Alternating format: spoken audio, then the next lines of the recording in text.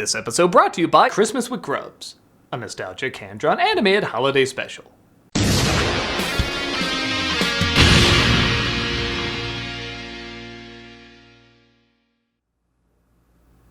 Hello, I'm the Nostalgia Critic. I remember it so you don't have to. Well, it's Christmas, and I'm still working from home.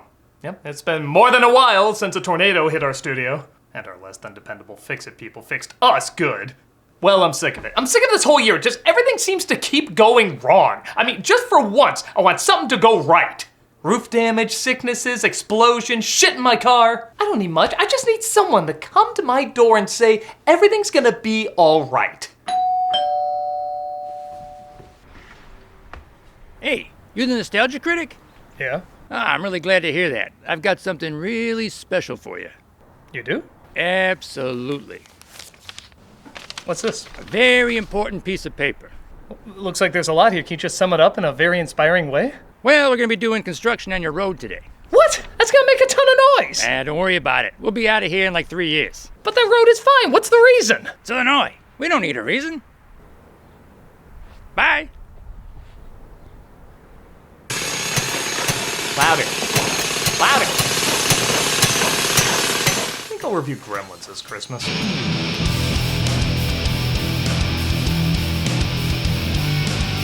Another film people like to ask, is that really a Christmas flick? Well, I literally can't hear the song Christmas Baby Please Come Home without thinking of the film's title plastered over a snowy town, so I say that counts. There's a ton of references to the holidays, imagery's all over the place, and the most gentle way to tell your kids there's no Santa Claus. It all checks out. The surprise hit from director Joe Dante and writer Chris Columbus shocked many with how successful it was, and started a trend of obvious knockoffs for several years to come. None were more surprised, though, with how well it did than the people who made it. Chris Columbus originally wrote a hard R film with little to no optimism, and Joe Dante, with producer Steven Spielberg, added a lot more youthful wonder to the script. Most people thought the clash of styles would sink the film, but 40 years later, people still love coming back to it. It got people's attention with a clever advertising campaign that kept what the Gremlins looked like a secret. Gremlins. They'll be expecting you. Not knowing what kind of film they were gonna get, audiences loved the surprise of 1 minute evil monsters getting blown up in microwaves, and the next singing Hi-Ho from Snow White. It's a one-of-a-kind flick that's still being talked about, and we're gonna talk about it this Christmas Day. Because with everything going on, it just feels like the proper Christmas flick. Louder! Louder! This is Gremlins. The film opens basically as 80s as it can, with Eddie Valiant and Short Round walking around Chinatown. Let me introduce myself. Peltzer's the name, Rand Peltzer. You may think this is a film noir, but it's a horror, romance, Christmas puppet thing. I don't get it either, but it's gonna make a bump. Well, go ahead, mister. Look around. This is Randall Peltzer, played by Hoyt Axton, who's looking to pawn off his shitty inventions. The bathroom buddy. You got yourself your toothbrush. You got yourself a toothpick. Plus, it's half the size of our current cell phones. You forgot to brush your teeth. You got yourself a bad case of dragon breath. Did we mention this was Chinatown? Part of the charm is everyone is playing it straight. Goofy stuff happens with this guy's inventions, but he always acts like he can still make the sale, which makes it even funnier. That's no problem. That's absolutely no problem. Cleans up easily. Go away. The store owner, played by K.A. Luke, says he's not interested, but Peltzer discovers a pet he thinks would be a perfect gift for his son. I'll give you $100 for him. No. Look, I've got to have him. I'll give you $200. I'm sorry. This creature could destroy entire cities! 300 at least! With that said, this is basically a cuddly nuclear bomb. Maybe don't leave him in such an easily stealable spot. Look, mister. There's 3 rules you've got to follow. Keep him out of the light. He hates bright light. This makes it so you don't see the puppeteers.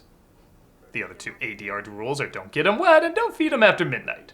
I had to make a bunch of jokes about that, but Gremlins 2 beat me to it. What if they're eating in an airplane and they cross a time zone? I mean, it's always midnight somewhere. Tarantino's right, that movie is its own Mad Magazine parody. The credits roll as we cut to Kingston Falls, as we're introduced to Billy, played by Zach Galligan.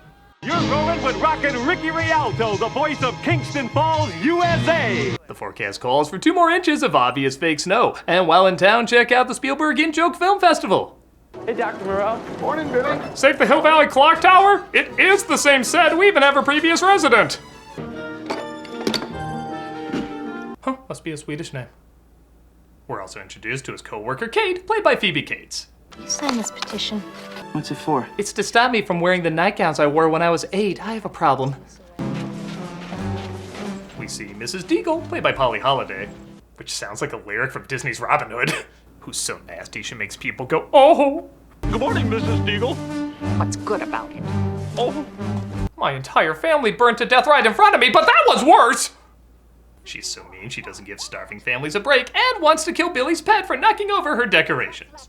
The bank and I have the same purpose in life, to make money. I want your dog. She really is a mixed drink of Mr. Potter and Miss Gulch, isn't she? The old bat never looked better. It's great. Thanks. Well, that means a lot coming from you, Mr. Freeling. Actually, it's legendary animator Chuck Jones. I guess he knows something about green monsters at Christmas. And while I know a lot of people are aware of that, I'm not sure how many people pick up he's watching one of his own cartoons, shaking his head in disappointment. What can I say in the face of such humiliating evidence? it isn't Captain Clip-On. He sits down with the actor who probably got hosed the most in terms of screen time, Judge Reinhold. In the original version, he had a ton of scenes overly obsessing over his job, my favorite being both a funny and kind of uncomfortable scene where he locks himself in the vault escaping the Gremlins and doesn't want to be freed. Where are the keys to the vault? You think you can come waltzing in here at any time of the day or night without an appointment? You've got to make an appointment with me now. They weren't essential to the plot, though, so he gets a "you'll never amount to anything" scene and a "you putz." You putz. That calls for a credit above Dick Miller. Peltzer returns home with Billy's gift. Can't breathe! A little Mogwai named Gizmo, played by Howie Mandel doing Skeeter's voice. No. Some things I forgot to tell you guys, and they're really important. Don't feed him after breakfast. He loves water. Get him plenty of sun. I think that's it.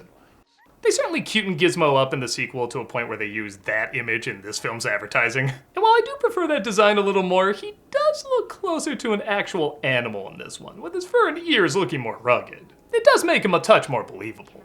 You know, you should just buy orange juice and cartons. It's a lot easier. Billy's friend Pete drops by, played by Corey Feldman. Yeah, something about this town encourages people to hang with boys half their age. And he accidentally spills water on Gizmo, causing him to multiply. 1, 2, 3, 4, 5 new ones. It's incredible. Oh, he is neat. Comics, the original, so it's not on TikTok. His father, however, is pretty amazed. I'll bet every kid in America would like to have one of these. In about 10 years or so, when they figure out too late they can sell toys on this, it might be a hit. They apparently don't play nice with other pets, though. Barney, who did this to you? Hold on, I'll get you down. See what I mean? This is the kind of mean-spirited Christmas movie I need this year. It looks like Mike Flanagan directed Santa Paws. I've just gotten used to nothing good happening this year. That better not be a contrarian call of good news. Hello? Critic, it's the devil. Oh, do I wish you a Merry Christmas? Do I wish you a happy 9/11? See your point. I'm calling to let you know that we're expanding our operations. Oh, that's great. You know, I keep looking around saying hell really is on Earth. So much so that we're expanding it to your basement. What? Get ready for endless screams and elevator music by Randy Newman. But why me? You think you don't deserve it? You know, this isn't the upbeat call I was waiting for. Good.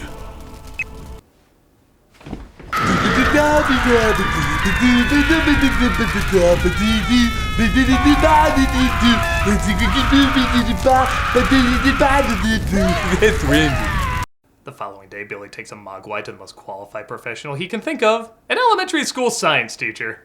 The hell is he gonna discover? His whole job is teaching kids photosynthesis isn't an STD.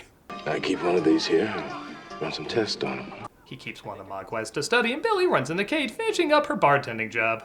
I don't think it's such a good idea that you drive. Why don't you walk home? You know, Katie, I think maybe I'll walk home. But you can't have a B movie or a Joe Dante movie without me. Did you ever get depressed on Christmas? I don't celebrate Christmas. What, are you Hindu or something?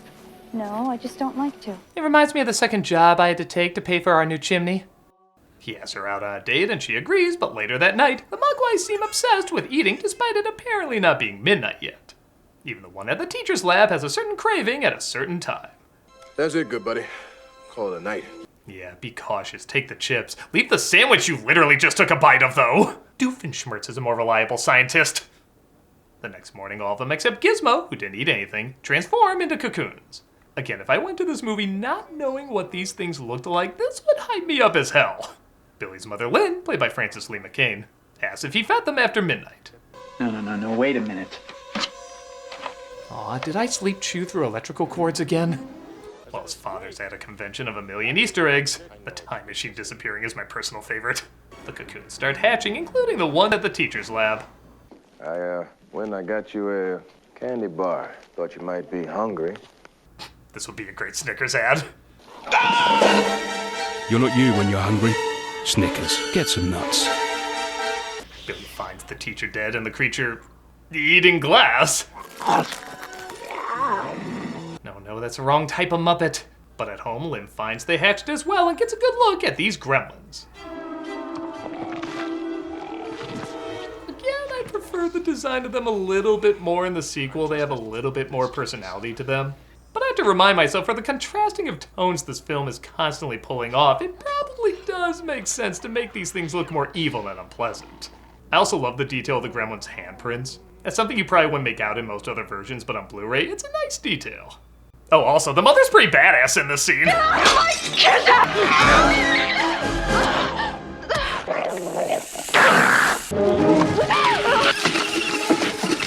She acts like she's been waiting for gremlins to attack her house. And as I mentioned before, the famous microwave scene. God, does that still leave an impact? La la la la la la la la la. No, Billy got a new gremlin ornament. Wait a minute! Billy saves her, but discovers there's one left. Their leader, named Stripe. And he has a cold, that's very important. Billy chases him down to a gym where he jumps in the swimming pool. This is one of my favorite oh shit moments. Because you know things are about to get a whole lot worse and there's nothing you can do about it. Everything's about to go to absolute insanity. Again, you can see why I sympathize with this film this year. Louder. Louder.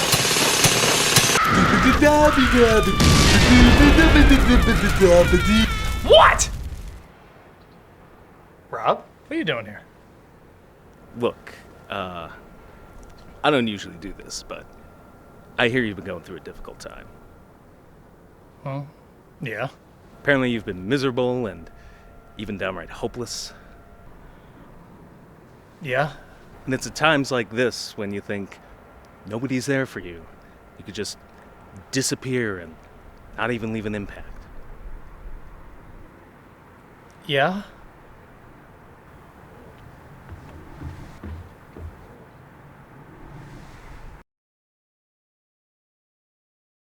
Hey, so doing something a little different this time, I'm actually recommending an animated short Christmas special called Christmas with Grubs. This is based on a comic from Keenspot and it takes place on Christmas in 1985. It stars an 8-year-old boy named Grubs, his imaginary friend, and his family that has to put up with all his insanity. It's doing really good. At the time of recording, it's at 1.4 million views. It's got a lot of good people like Jerry O'Connell and Will Wheaton who haven't worked together since Stand By Me, Jaleel White, Felicia Day, Jason Marsden, and Debbie Derry Barry as the voice of Grubs. Say it right that time. Played by Debbie Barry. As you can see, it's well animated. It's got a lot of nostalgia connecting to the 80s, even though I don't remember if people started wearing their hats backwards then. I thought it was more of a 90s thing. I could be wrong, but don't think I am. Regardless, it's very imaginative. It's got a lot of funny scenes. I think it's a good holiday special for kids and adults that like to remember what it was like being a kid, especially around that age. You can see it on Keenspot's YouTube channel, and on top of that, a random subscriber to Keenspot's YouTube channel will get $500 on Christmas Day. That's a chance to win $500 on Christmas Day just to watch a delightful animated short. I think that's a pretty good setup.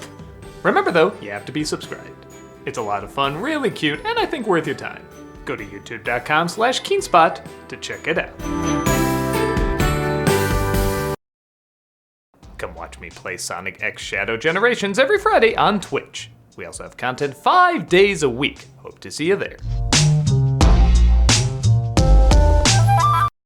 Who says this isn't a Christmas movie? Look, it became a Rankin Bass production. The gremlins start going through the neighborhood, wreaking havoc. Shirley, will you quit messing with the TV? Oh, honey, you should put on a Roger Corman movie, preferably one we're in. The gremlins drive the snowplow, and despite this being a pretty impressive bit of destruction, these characters proved to be so likable, they wrote in later in a news report that they survived. despite the scene clearly indicating they got killed off. We talked to one Mr. Murray Futterman at Mercy Hospital. Duke's come out of his coma. Doc says Duke's gonna be A-OK. They even go after Mrs. Deagle, who was about to throw water on innocent carolers. I feel like in another universe she'd fall into a vat of chemicals and become a supervillain. Yeah, we'll just have to settle for her ability to fly. They seem to like Kate, though, because, well, she introduced them to alcohol like any good bartender should. And this causes them to act even crazier than before. Still better than Blackout Wednesday. Okay, there's nothing there, but wouldn't that be hilarious if it was the one gremlin who had a dick? We hope you're enjoying this early preview of Gremlins 2. Again, imagine going to this movie, you don't know what the monsters look like, it seems like it's gonna take itself seriously, and then you get scenes like this. Some days you just can't gremlin. Billy bursts in, though, to save her. You alright? Help me! They don't tip! They make their way to the bank where, as almost everybody has pointed out, right the hell out of nowhere, Kate starts talking about her tragic backstory about her father gone missing around Christmas. Now I have another reason to hate Christmas. It was Christmas Eve. I was 9 years old. Even Billy's like, hello, can you figure out how we got to this moment? A couple hours went by. Dad wasn't home. So the police began a search. The series itself would mock this in the sequel, where out of nowhere she starts talking about a horrible experience on Lincoln's birthday. This man with this Honey, beard and a hat looked just like Abe Lincoln. Honey, I really don't think Except we've for got the time for raincoat. this now, you know? Galligan confessed he actually started to crack up there before he got off camera. I went to try to light up the fire, and that's when I noticed the smell. But that said, though, the story is great. When you hear it as a kid, it's horrifying, but as an adult, it's kind of hilarious. They pulled out my father. He was dressed in a Santa Claus suit. He slipped and broke his neck. Died instantly. It's a great scene to watch with people because they don't know if it's appropriate to laugh or not. But because the tones keep going back and forth so much, I feel like this is definitely intentional. And that's how I found out there was no Santa Claus. Any moment that has that reaction is not meant to be taken seriously. Fear not, though, the Gremlins all gather at a movie theater to watch Snow White. They'll ground the story back in reality.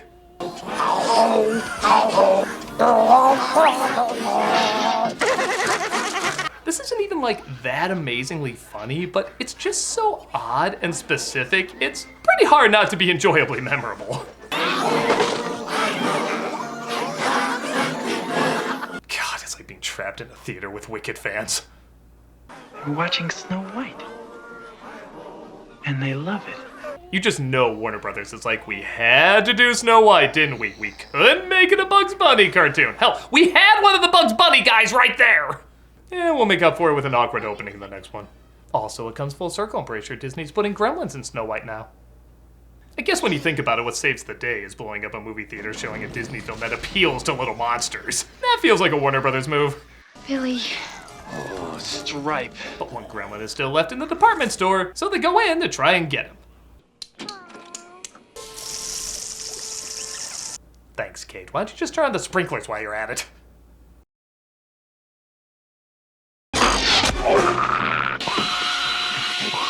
Jesus, how big is this department store? It looks like the size of a Walgreens. Hell, they're promoting candy in the front window, but it's big enough to sell chainsaws?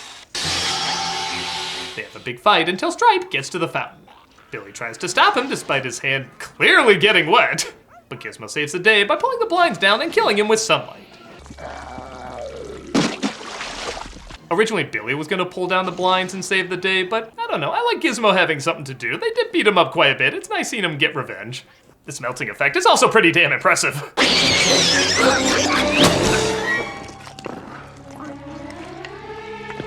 Okay, it's got a few kinks, but I still think we can sell them. Later that night, though, the proper owner returns to retrieve what was stolen from him. Conflicting eyewitness reports concerning little green men. You teach him to watch television. He wasn't even fazed that the whole town was taken over by monsters. That's like saying Godzilla destroyed the entire city, and even worse, he's smoking. He has something to say to you. They say their farewells, as obviously Gizmo has to go back. I shit on your bed. Powerful words. He walks into a Thomas Kincaid painting and the credits roll. Yeah, see why I went with this movie? See why this is the one I picked for this Christmas? I mean, by God, how can this year get any worse? Insert doorbell or phone ring here. Phone ring, nice choice. What? Hello, this is Mandy. Who the hell is Mandy? Oh, I'm a fan. Oh. I'm sorry, I know it's inappropriate to call you, but what I have to say can't be summed up in an email. Look, this really isn't something you should be doing. Your videos have meant a lot to me. Okay, I'd be lying if I said I couldn't use a bit of an ego boost right now. I've been watching you for years, and your reviews have really gotten me through a lot. Yeah? When I was younger, I was bullied a lot for being different, and your videos gave me something to escape to, something to look forward to. Well, thank you. That does actually mean a lot to me. You know what my favorite review is? The Wizard. Oh, wow, you have been watching for a long time. I know it seems like such a little thing, but your videos, as silly as they are, give me something to rely on when everything else in my life is uncertain. Well, I'll be honest, that might be exactly what I needed to hear. Thanks, Mandy. That really went a long way. Thank you, angry video game nerd. I'm the Nostalgia Critic. Sorry, wrong number. Bridges to yeet oneself off of. Oh, there's 3. All right, let's go. Hello. Santa Christ here. Can you meet up for a little Christmas commingle? Is it worth it? I think so. What are you doing now? I was on my way to do some plummeting. Oh, well, can you meet up before you do that?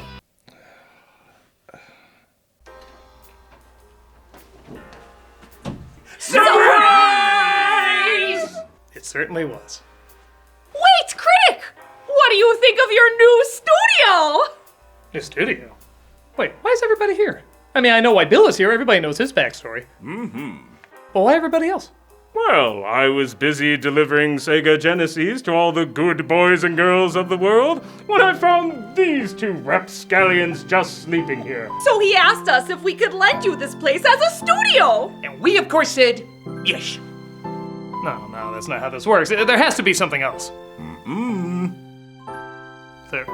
There's really nothing bad about this? Well, for now. I'm sure something will happen at some point in the future, but for now, you can just enjoy it. Sorry, Critic. Sometimes good things just happen. Wow. Well, you know, maybe this is why we like Christmas movies like Gremlins. Oh, for crying out, always tying it to the review. Sometimes when we watch crazy, unpleasant media, it can help us get out the stress of our own lives, and the holidays can be stressful.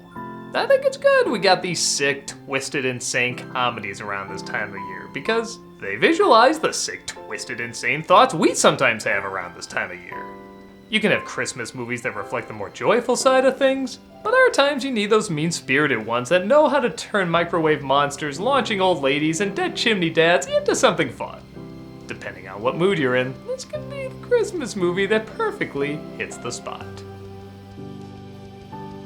And you know what? To return the favor, why don't we let Chester and Doe live here too?